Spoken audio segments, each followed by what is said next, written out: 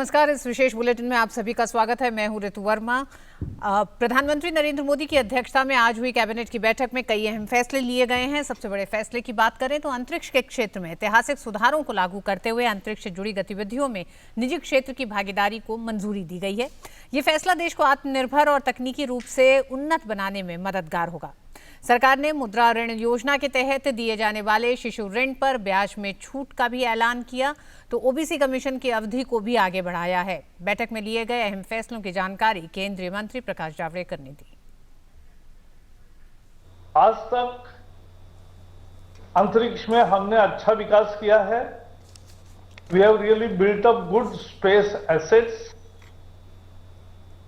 अब ये सारे एसेट्स सब लोगों के उपयोग के लिए एक तरह से खुल रहे हैं। आज जो सुधार हुए हैं वो अटल जी के समय बिजली के क्षेत्र में जैसे महत्वपूर्ण सुधार हुए वैसा ही स्पेस के क्षेत्र में हो रहे हैं और हमारे मूलभूत ढांचे का सही और अच्छा उपयोग होगा।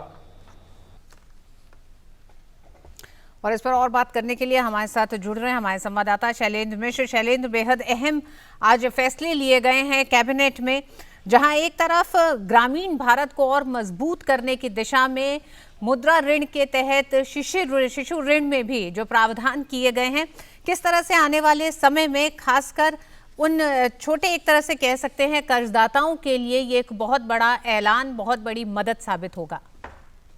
बिल्कुल, एक तरह से कह सकते हैं कि इससे बहुत राहत मिलने वाली है। वो छोटा मोटा जो काम करने वाले जो लोग हैं उनको हम जानते हैं कि 50,000 तक के ऋण शिशु के तहत दिए जाते हैं मुद्रा योजना के तहत, और 9 करोड़ से ज्यादा 9 करोड़ 37 लाख से ज्यादा ऐसे लोग हैं जिन्होंने इस तरह के कर्ज लिए हैं। और कुल मिलाकर देखें तो 18 से 20 करोड़ लोग ऐसे हैं जिन्होंने मुद्रा के तहत कर्ज लिया है। तो ऐसे में सीधा फायदा 9 करोड़ से ज्यादा लोगों को होने जा रहा है। 2% की इंटरेस्ट सब्सिडी यानी ब्याज पर छूट, कम ब्याज पर उन्हें ये कर्ज चुकाना होगा। और ये एक बहुत बड़ी राहत है, क्योंकि हम जानते हैं कि मुद्रा योजना से पहले देखें तो इस तरह के छोटा मोटा कर्ज लोग साहूकारों से लिया करते थे, जिसमें बहुत ज्यादा ब्याज चुकाना पड़ता था। जो अपना छोटा मोटा काम करते हैं, सरकार मुद्रा योजना लेकर आई थी और उसमें 3 तरह के अलग अलग ऋण दिए जाते थे। इसमें सरकार ने आज ये ऐलान किया कि जो बिल्कुल ही छोटा मोटा काम करने वाले लोग हैं 50,000 तक के कर्ज लेते हैं, ऐसे 9 करोड़ 37 लाख से भी ज्यादा लोगों को सीधे तौर पर 2% की ब्याज सब्सिडी मिलेगी अगले 1 साल के लिए, यानी अगले 12 महीने के लिए उन्हें 2% कम ब्याज चुकाना होगा। तो इस तरह से एक राहत देने का काम किया गया है इन 9 करोड़ से ज्यादा लोगों को सीधे तौर पर ब्याज सब्सिडी के रूप में, जिसकी बहुत जरूरत महसूस की जा रही थी। जी ऋतु। जी, शैलेंद्र, रिजर्व बैंक के दायरे में कोऑपरेटिव बैंक आएंगे। इसमें तकरीबन 1482 ग्रामीण कोऑपरेटिव बैंक और 58 मल्टी स्टेट कोऑपरेटिव बैंक भी शामिल हैं। तो इस फैसले से किस तरह से आने वाले समय में उन तमाम खाता धारकों को एक भरोसा बढ़ेगा? ये देखिए, हम जानते हैं कि लंबे समय से एक्सपर्ट इस बात की वकालत करते रहे थे कि सहकारी बैंकों का नियमन भी रिजर्व बैंक के दायरे में लाया जाए, और इसको लेकर मांग की जा रही थी, सिफारिशें भी हुई थी। सरकार ने उस सिफारिशों को माना है और अब ऐसे बैंक आरबीआई के दायरे में आएंगे। इसका सीधा फायदा ये होगा कि जो तमाम खाता धारक हैं, 60 लाख से भी ज्यादा जो खाता धारक हैं, उनको सीधे तौर पर फायदा होने वाला है, क्योंकि उन्हें इस बात को लेकर एक सुरक्षा का जो भाव है वो बढ़ेगा कि अब रिजर्व बैंक सहकारी बैंकों का नियमन करता है, उसको लेकर एक भरोसा जतेगा। क्योंकि हम जानते हैं कि जब कुछ बैंकों में जब ये सहकारी बैंकों में कुछ इस तरह की गलत बातें सामने आई और ऐसे में जो खाता धारक है उनकी चिंताएं सामने आई, सरकार ने यह अहम फैसला किया है। और अब एक तरह से कह सकते हैं कि सहकारी बैंकों की भारत के बैंकों के विकास में एक बहुत महत्वपूर्ण भूमिका है, और उसमें अब आरबीआई को इन बैंकों का नियमन देना निश्चित तौर पर जो लाखों खाता धारक हैं इन सहकारी बैंकों में उनको लिए एक बहुत बड़ी राहत है, क्योंकि अब वो इस बात को एक तरह से एक गारंटी होगी कि आरबीआई जो नियामक संस्था है वो खाताधारकों की जो हित है उनका ध्यान रखेगी। तो निश्चित तौर पर एक भरोसा बढ़ेगा इन सहकारी बैंकों में जो खाता धारक है उनका, और साथ ही साथ जो इनमें पैसा जमा करते हैं उन जमाकर्ताओं के लिए भी एक निश्चित तौर पर ये सुकून वाली बात है कि वो ज्यादा भरोसा कर पाएंगे इन बैंकों पर। जी शैलेंद्र, हालांकि कई ऐसे अहम फैसले हुए हैं, उनमें से कि पशुपालन इंफ्रास्ट्रक्चर को बढ़ाने के लिए एनिमल हस्बेंड्री डेवलपमेंट फंड को मंजूरी दी गई है। और खासकर जब प्रधानमंत्री आत्मनिर्भर भारत की बात करते हैं, ऐसे में डेयरी जो पूरा उद्योग है उसमें क्या आपको लगता है मीट पोल्ट्री और ये उद्योग और डेयरी उद्योग दो ऐसे उद्योग थे जिनमें फूड प्रोसेसिंग यूनिट्स, इन तमाम चीज़ों की ज़रूरत हमेशा से रही है, लेकिन उसको किस तरह से और सरल और लोगों तक पहुंच उसकी बनाई जाए, उसके तमाम नियम कानूनों में बदलाव किया जाए, साथ ही साथ एक इतना बड़ा फंड किस तरह से अब उस पूरे एक तरह से रोड मैप पे और एक तरह से कह सकते हैं कि स्मूथ तरीके से आगे बढ़ने में मदद करेगा। देखिए ऋतु, 50,000 करोड़ के फंड का ऐलान किया गया था, जिसके तहत पूरा जो पशुधन है किस तरह से उस पर आगे बढ़ा जाना है, जो डेयरी उद्योग है, जो मीट प्रोसेसिंग है, उसमें हम जानते हैं कि करोड़ों की संख्या में लोग आश्रित हैं, खासतौर पर ग्रामीण अर्थव्यवस्था में बहुत महत्वपूर्ण योगदान है। तो ऐसे में सरकार चाहती है, भारत में अगर आप भैंसों की संख्या देखें तो दुनिया में सबसे ज्यादा है, लेकिन सरकार का फोकस इस बात पर है कि जो ब्रीडिंग है वो बेहतर की जाए, जो दुधारू पशु है उनकी जो गुणवत्ता है वो बढ़ाई जाए, डेयरी उद्योग में ज्यादा से ज्यादा प्राइवेट इन्वेस्टमेंट लाया जाए। तो ऐसे में एक 15,000 करोड़ के फंड की शुरुआत की गई है। बहुत बड़ा एक तरह से कहे यह अभियान है, जिससे तकरीबन कहा जा रहा है कि 20 करोड़ लोग जो है वो इस डेयरी उद्योग, मीट प्रोसेसिंग और इससे जुड़े जो पशुधन से एक तरह से उस पर निर्भर रहते हैं, तो उनको आने वाले दिनों में बहुत फायदा होने वाला है। कोशिश यह है सरकार की कि भारत में जो दुग्ध उत्पादन है वो और बढ़े, इसके साथ ही साथ उच्च गुणवत्ता वाले जो पशुधन है उनकी संख्या बढ़े, क्योंकि ये एक बहुत बड़ा सेक्टर है, इसमें बड़ी संख्या में ग्रामीण आबादी को रोजगार दिया सकता है, उनकी आय बढ़ाई जा सकती है, किसानों को सीधे तौर पर मदद दी जा सकती है। यही वजह है कि खेती किसानी के साथ साथ जो पशुधन है, जो एक तरह से एक किसान के जीवन का जो बहुत महत्वपूर्ण अंग है, उस पर खास तौर पर ध्यान दिया जा रहा है, जिससे ग्रामीण अर्थव्यवस्था को मजबूती मिल सके और किसानों की आय में बढ़ोतरी की जा सके। जी ऋतु। शैलेंद्र, अंतरिक्ष से जुड़ी गतिविधियों में निजी क्षेत्र की भागीदारी को मंजूरी दी गई है, किस तरह से? आपने रोजगार की भी बात की, तो ये जो फैसला अहम लिया गया है, ये आने वाले समय में निजी क्षेत्र की भागीदारी से न सिर्फ रोजगार बल्कि अन्य कौन से वो अवसर हैं जो आने वाले समय में देश में युवाओं को खासकर उनको ध्यान में रखकर भी इसका ऐलान किया गया है। ये जो निजी क्षेत्र की भागीदारी के लिए आगे बढ़ रही है सरकार, किस तरह से वो बदलेगा? तो हम जानते हैं कि लंबे समय से ये जरूरत महसूस की जाती रही थी कि अब भारत का जो बहुत मजबूत जो अंतरिक्ष सेक्टर है, इसको प्राइवेट सेक्टर के लिए खोल देना चाहिए, निजी क्षेत्र की भागीदारी भी इसमें हो, जिससे और विस्तार इसे दिया जा सके। और उस एक अहम ऐतिहासिक फैसला जो लिया गया, जिसके बहुत दूरगामी नतीजे आने वाले हैं, क्योंकि हमारे पास अब बहुत एक्सपर्ट हैं अंतरिक्ष सेक्टर में, और ज्यादा अवसर न होने के चलते कई सारे लोग विदेश चले जाते हैं, विदेशों में सेवा देते हैं। तो सरकार चाहती है कि दरअसल इस सेक्टर का बहुत विस्तार हो, जिससे कि जो विशेषज्ञ हैं वो भारत में ही सेवा दे सके और रोजगार के नए अवसर अंतरिक्ष सेक्टर में आए। और यही वजह है कि आज एक संस्थान के निर्माण का ऐलान किया गया है, प्राइवेट सेक्टर की जो भागीदारी होगी उस पर आगे बढ़ते हुए, और साथ ही साथ इसरो की जो भूमिका है वो इस तरह से बहुत अहम रहेगी। रिसर्च पर इसरो ज्यादा ध्यान दे पाएगा, और इसके साथ ही साथ प्राइवेट सेक्टर किस तरह से जो भारत का जो ये अंतरिक्ष सेक्टर है उसमें भागीदारी कर सकता है, उसका एक पूरा रोड मैप एक तरह से कहें उस पर चर्चा हुई है। आगे विस्तार से इस पर पूरा रोड मैप सामने आएगा, लेकिन ये निश्चित तौर पर अगले आने वाले कुछ वर्षों बाद आप देखेंगे कि बहुत सारे एक तरह से देखें तो नए रोजगार के अवसर इस सेक्टर में आने वाले हैं, क्योंकि सरकार चाहती है कि अंतरिक्ष सेक्टर से जो कुछ फायदा है उसका एक अधिकतम फायदा लिया जाए। तमाम जो सेक्टर्स हैं जहां पर इनका वहां से मिली जानकारी का जो उपयोग किया जाता है, और साथ ही साथ नई नौकरियां पैदा हो, और सोशियो इकोनॉमिक जो डेवलपमेंट है उसमें अंतरिक्ष सेक्टर की बहुत महत्वपूर्ण भूमिका हो, उस दिशा में आज का जो फैसला है वो मील का पत्थर साबित होने वाला है। जी हाँ, आज के कैबिनेट के फैसले बेहद अहम माने जा रहे हैं। आने वाले समय में भारत के भविष्य और ग्रामीण भारत के भविष्य को और बेहतर करने में, तस्वीर को और बेहतर करने में। बहुत बहुत शुक्रिया शैलेंद्र, अभी इस खबर पे हमारे साथ जुड़ने के लिए। और हम अपने दर्शकों को ये भी बता दें कि 7 बजे कैबिनेट के बड़े फैसलों पर विशेष कार्यक्रम भी देखिएगा, जिसमें हम विश्लेषण करेंगे आज के तमाम जो फैसले लिए गए हैं वो किस तरह से आने वाले समय में देश की जनता को फायदा पहुंचाने वाले, तो एक उनकी अर्थव्यवस्था की तस्वीर बदलने वाले हैं। बढ़ते अगली खबर की तरफ। भाजपा अध्यक्ष जेपी नड्डा ने आज बिना नाम लिए कांग्रेस पार्टी पर जोरदार हमला किया है। उन्होंने एक के बाद एक कई ट्वीट करके एक वंशवादी परिवार और उसकी राजनीति को लेकर कई आरोप लगाए और उसकी विपक्ष की भूमिका पर भी सवाल उठाए। उन्होंने कहा कि एक पार्टी को पूरा विपक्ष होने का भ्रम है। अपने ट्वीट में उन्होंने कहा, एक राजवंश और उनके निष्पादन दरबारियों में विपक्ष के एक ही वंश के बारे में गलतफहमी है।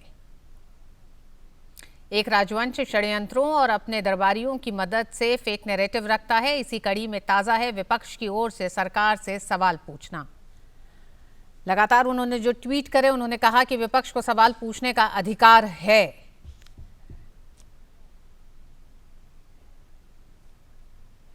लेकिन सर्वदलीय बैठक में स्वस्थ बातचीत हुई। कई विपक्षी नेताओं ने अपने इनपुट दिए। उन्होंने आगे का रास्ता तय करने में केंद्र का पूरा समर्थन किया। केवल एक परिवार अपवाद था, क्या कोई अनुमान लगा सकता है कौन? ये ट्वीट उन्होंने आज करे हैं। और इसी के साथ साथ भाजपा अध्यक्ष जेपी नड्डा ने के ट्वीट के बाद बीजेपी प्रवक्ता संबित पात्रा ने प्रेस कॉन्फ्रेंस करके गांधी नेहरू परिवार पर निशाना साधा। उन्होंने आरोप लगाया कि कांग्रेस ने सियाचिन की जमीन पाकिस्तान को देने की पूरी तैयारी कर ली थी, लेकिन सेना ने ऐसा नहीं होने दिया। उन्होंने पूछा कि चीन पर कांग्रेस का रवैया नर्म क्यों है। सियाचिन को पाकिस्तान को देने की सारी बात तय हो चुकी थी, किंतु आज मैं इस प्लेटफॉर्म से आर्मी को साष्टांग प्रणाम करता हूं। भारतीय जनता पार्टी आर्मी को साष्टांग प्रणाम करती है कि डायनास्टी ने, मां बेटे ने, नेहरू गांधी वाड्रा परिवार ने यह तय कर लिया था कि सियाचिन की भूमि भी पाकिस्तान को दे दी जाए, किंतु आर्मी ने इंटरवीन किया, आर्मी ने गुहार लगाई, आर्मी ने इस पे ऑब्जेक्शन दिया। और आर्मी के जनरल का नाम भी यहां मौजूद है, आर्मी चीफ जनरल जे सिंह। उनके कहने के पश्चात इस डील को स्क्रैप किया गया। उल्टी लटक गई थी कांग्रेस पार्टी की जमीन देना है। यह महानता है आर्मी की, यह महानता है आर्मी की कि आर्मी ने हमारे जमीन को बचाया। संबित पात्रा ने आरोप लगाया कि नेहरू गांधी परिवार ने जिस तरह चीन और पाकिस्तान को भारत के हिस्से की जमीन दी है, उसे देखकर यह कहा जा सकता है कि इस परिवार ने प्रॉपर्टी डीलर के रूप में काम किया है। They were behaving as property dealers. Let me not mince my words today to state that this particular royal dynasty clan, the Vadra clan, was behaving as a property dealer since inception of India, and the family was giving out land to China.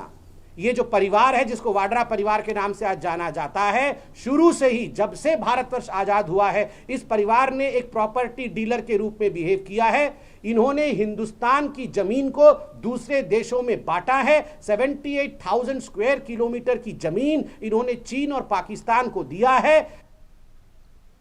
Sambit Patra ने कहा कि ये एक ऐसा राजवंश है जिसे लोग खारिज कर चुके हैं। ये एक ऐसी डायनास्टी है जो रिजेक्टेड हो चुकी है। देखिए, हिंदुस्तान आज एक लोकतंत्र है, परिवारशाही नहीं है। इस परिवार और इस परिवार के राज को, इस डायनास्टिक रूल को कहीं ना कहीं हिंदुस्तान की जनता ने रिजेक्ट कर दिया है। And they have been ejected. एक तरह से राजनीतिक पटल से इनको इजेक्ट कर दिया गया है, बाहर उनको फेंक दिया गया है। उसके बावजूद भी जिस प्रकार की ये राजनीति कर रहे हैं, जिनको मोदी जी ने बिल्कुल सही कहा था, ये जो शहंशाह है, ये जो क्लाउन प्रिंस हैं राहुल गांधी, ये जिस प्रकार की राजनीति कर रहे हैं, dynasties interest are not in India's interest. कहीं ना कहीं ऐसा लगता है ये जो नेहरू गांधी परिवार है, ये जो वाड्रा गांधी परिवार है, इस वाड्रा परिवार का इंटरेस्ट भारत के इंटरेस्ट के साथ मैच नहीं होता है। और इस पूरी खबर पर बात करने के लिए हमारे साथ एक बार फिर जुड़ रहे हैं शैलेंद्र। हमने देखा है पहले बीजेपी अध्यक्ष जेपी नड्डा और फिर संबित पात्रा, यानी कि बीजेपी ने एक तरह से एक गहरावार और बहुत ही ये भी कह सकते हैं कि जो आरोप हैं वो बहुत सख्त हैं, जिस तरह से चीन को लेकर लगाए गए हैं कांग्रेस पर। यह भी आरोप लगाया है कि कांग्रेस भ्रम फैला रही है। क्या लगता है, चीन पे जहां सीमा पे विवाद चल रहा है, उसको एक तरह से उस विवाद को खत्म करने की लगातार सेनाओं द्वारा प्रक्रिया लगातार जारी है, लेकिन राजनीति में आखिर चीन को लेकर कांग्रेस पर जो सवाल उठ रहे हैं उसके पीछे के तथ्य क्या हैं? देखिए ऋतु, दरअसल ये जो एक तरह से राजनीतिक तौर पर आरोप प्रत्यारोप के जो दौर है बीजेपी और कांग्रेस के बीच, हमें कह सकते हैं कि अब ये नए दौर में पहुंचते हुए दिखाई दे रहे हैं। जिस तरह से आज गंभीर आरोप बीजेपी के राष्ट्रीय अध्यक्ष जेपी नड्डा की तरफ से लगाया गया और उसके बाद संबित पात्रा ने पीसी कर सिलसिलेवार तरीके से कहा कि किस तरह से आरोप लगाया कि पूर्ववर्ती जो कांग्रेस की सरकारें रही उसने देश हित से समझौता किया और नेहरू गांधी परिवार पर सीधे तौर पर निशाना साधा और यहां तक कह दिया कि प्रॉपर्टी एजेंट की तरह व्यवहार करते रहे हैं इस परिवार के लोग। तो यानी एक तरह से कह सकते हैं कि काफी गंभीरता के साथ करारा पलटवार किया है, क्योंकि बीजेपी लगातार ये आरोप लगाती रही है कि राहुल गांधी खासतौर पर बिना तथ्यों के आरोप लगाते रहे हैं, और खासतौर पर जो गंभीर मुद्दे होते हैं, दूसरे देशों से जुड़े मामले होते हैं, उस पर सरकार से बिना तथ्यों के, बिना किसी जानकारी के सवाल पूछते रहे हैं, और राहुल गांधी को एक जिम्मेदार विपक्ष के नेता की तरह व्यवहार करना चाहिए। लेकिन अब उससे आगे जाकर बीजेपी ने दरअसल पूरे परिवार पर सवाल उठाया और कहा है कि दरअसल जब सर्वदलीय बैठक हुई थी तब तमाम विपक्षी दलों ने सरकार जो एक तरह से रणनीतिक तौर पर आगे बढ़ रही है, सरकार का समर्थन किया था, तमाम महत्वपूर्ण सुझाव भी रखे थे। लेकिन सिर्फ एक परिवार ऐसा है कि जो दरअसल ये कह रहा है कि तमाम सवाल खड़े कर रहा है, और जो एकजुटता इस वक्त जो एक तरह से देश भर में दिखाई दे रही है, तमाम राजनीतिक दलों के बीच दिखाई दे रही है, उससे इतर दरअसल उस परिवार के कुछ दरबारी ये भ्रम फैलाने की कोशिश कर रहे हैं कि विपक्ष सरकार से सवाल पूछ रहा है, जबकि विपक्ष नहीं, सिर्फ एक परिवार बिना किसी तथ्यों के सवाल पूछ रहा है। तो आप ये समझ सकते हैं कि दरअसल अब बीजेपी पूरे इस मूड में है कि वो जवाब दे रही है, और पूर्व जो विदेश सचिव है रहे हैं श्याम शरण की किताब के हवाले से कई गंभीर आरोप भी लगाए गए हैं, और ये पूछा गया है कि वो बताएं कि किस तरह से जो अवैध तौर पर चीन और पाकिस्तान के कब्जे में जो भारत की भूमि गई, वो आखिर ऐसा क्यों हुआ था। तो इसका एक तरह से सवाल भी सीधे तौर पर अब नेहरू गांधी परिवार से पूछा गया। तो निश्चित तौर पर ये कह सकते हैं कि बीजेपी अब बहुत करारा पलटवार कर रही है कांग्रेस पार्टी और गांधी परिवार। जी शैलेंद्र, चीन के साथ विवाद के रुख को लेकर सर्वदलीय बैठक में तमाम विपक्षी दल एक तरफ दिखाई दिए और कांग्रेस एक तरफ दिखाई दी। क्या जब 2008 का जिक्र होता है और उस बैठक का जिक्र कर रहे थे आज संबित पात्रा, तो वो कौन से सबूत थे जिन्हें सामने रखते हुए वो क्या अपनी बातों को तर्कसंगत कर पा रहे हैं, जो आरोप वो लगातार कांग्रेस पे लगा रहे हैं? देखिए, बीजेपी का कहना है कि दरअसल जो आरोप मौजूदा सरकार पर लगाए जा रहे हैं वो ऐसे परिवार की तरफ से लगाए जा रहे हैं जिनका खुद का इतिहास किस तरह से रहा है वो देखा जाना चाहिए। हजारों वर्ग किलोमीटर जमीन, जिसका खास तौर पर ये जिक्र किया संबित पात्रा ने कि किस तरह से उस दौरान की जब कांग्रेस की सरकार थी तो उनकी गलतियों की, उस परिवार की गलतियों की वजह से एक तरह से चली गई, इसका सीधा और गंभीर आरोप लगाया गया और कहा गया कि कैसे एक सहमति बनाने की एक कांग्रेस पार्टी की उस दौर की सरकार दरअसल आगे बढ़ रही थी कुछ और जमीन देने की, लेकिन सेना के चलते ऐसा नहीं हो सका। तो आप समझ सकते हैं कि अब गंभीर आरोपों की कड़ी में पुराने तथ्य निकालकर सामने रखे जा रहे हैं। 2012 में जो जवाब दिया गया था संसद में सरकार की तरफ से, उसको सामने रखा गया कि किस तरह से चीन और पाकिस्तान के कब्जे में अवैध कब्जे में जमीन है भारत की, तो उसका जिक्र रखा गया। और साथ ही साथ ये भी कहा गया, हम जानते हैं कि इससे पहले भी ये कहा गया कि जब एयर स्ट्राइक हुई थी, जब सर्जिकल स्ट्राइक हुई थी, तब यही राहुल गांधी से जिन्होंने सेना से सबूत मांगे थे, इस पर सवाल उठाए थे, और इनका रवैया कोई नया नहीं है। दरअसल सेना को लेकर या देश हित में कई ऐसे वो बात कहते रहे हैं जो दरअसल विपक्ष के नेता के तौर पर उन्हें नहीं कहनी चाहिए। और अब उससे आगे जाकर बीजेपी पुराने तथ्यों का हवाला लेते हुए तमाम गंभीर आरोप गांधी परिवार पर लगा रही है और उसके लिए तथ्य भी सामने रख रही है। किताब का जिक्र किया जा रहा है, संसद में दिए जवाब का जिक्र किया जा रहा है, और साथ ही साथ तमाम मीडिया में जो छपी खबरें हैं उस दौरान उसका भी जिक्र कर दरअसल गांधी परिवार को कटघरे में खड़ा किया जा रहा है। और कहा जा रहा है कि दरअसल कोशिश इस बात की है कि अनगणित तौर पर राहुल गांधी को लॉन्च करने की कोशिश हुई, राजनीतिक तौर पर सफलता नहीं मिल पाई, उसे एक अवसर के तौर पर कांग्रेस पार्टी इस्तेमाल करती है, जबकि न कोई उनके पास कोई तथ्य होता है, न कोई एक तरह से सबूत होते हैं, उसके बावजूद इस तरह के आरोप लगाती है, जिससे जो राजनीतिक एकता है, जो 130 करोड़ जनता और राजनीतिक तौर पर देखें सभी राजनीतिक दल इस घड़ी में एक तरह से साथ नजर आ रहे हैं। ऐसे में कांग्रेस पार्टी और गांधी परिवार अलग तरह से व्यवहार कर रहे हैं। बहुत बहुत शुक्रिया शैलेंद्र इन तमाम जानकारियों के लिए, शुक्रिया। बढ़ते हैं अगली खबर की तरफ। रूस के 3 दिन के दौरे पर गए रक्षा मंत्री राजनाथ सिंह आज मॉस्को में आयोजित विजय दिवस परेड में शामिल हुए। दरअसल द्वितीय विश्व युद्ध में रूस और मित्र देशों के विजय प्राप्त करने की 75वीं वर्षगांठ के अवसर पर मॉस्को में विजय परेड आयोजित की गई थी, जिसके लिए रक्षा मंत्री राजनाथ सिंह को रूस की ओर से निमंत्रण मिला था। इस परेड में भारतीय सशस्त्र सेना के 75 सदस्यों के दस्ते ने भी रूसी सेना के साथ प्रदर्शन किया। परेड में भारतीय दस्ते का नेतृत्व 6 लाइट इन्फेंट्री रेजिमेंट का मेजर रैंक के अधिकारी ने किया। इस रेजिमेंट ने द्वितीय विश्व युद्ध में वीरतापूर्वक हिस्सा लिया था। और इस पर और बातचीत के लिए हमारे साथ जुड़ रहे हैं हमारे संवाददाता अभिषेक। बेहद अहम यात्रा रक्षा मंत्री राजनाथ सिंह की ये देखी जा रही है, रूस यात्रा। आज उस परेड में वो शामिल हुए, लेकिन इससे इतर आप किस तरह से इस 3 दिन के दौरे को देख रहे हैं, और खासकर वो रक्षा सौदे जिनको लेकर ये माना जा रहा है कि इस कोरोना के दौर में जिन तमाम रक्षा सौदों की एक तरह से कह सकते हैं वो भारत को मिलने की जो तारीख थी वो दिसंबर के अंत तक थी, क्या उसमें किसी तरह से कुछ और समझौतों की बात हो सकती है, उसकी जल्दी मिलने की बात हो सकती है, उसमें किसी तरह के रद्दोबदल की बात हो सकती है?